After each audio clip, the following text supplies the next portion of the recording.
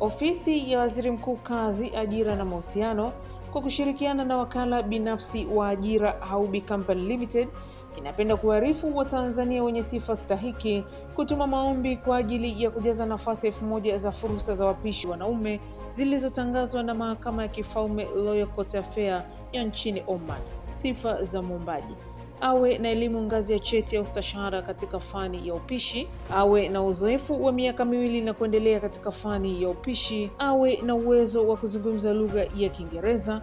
Mwenye uelewa wa lugha ya Kiarabu atapewa kipaumbele, awe mwanaume na awe na umri kati ya miaka 21 hadi 45. Aidha, gharama za matibabu kwa kipindi chote cha ajira zitakuwa juu ya mwajiri. Mwajiri atagharamia visa na tiketi ya ndege. Mwajiri atagharamia malazi na chakula katika kipindi chote cha ajira. Mwajiri atalipa gharama zote za usafiri wa kutoka nyumbani hadi kituo cha kazi. Mwajiri atagharamia visa na tiketi ya kurudi nyumbani baada ya ukomo wa mkataba wa ajira. Ajira ni ya mkataba wa miaka 2 utakaoishwa na mshahara wa shilingi 3,500,000 kwa mwezi. Waombaji wote wanatakiwa kutuma wasifu binafsi yani CV kupitia Haubi Company Limited 9@gmail.com au simu zifuatazo.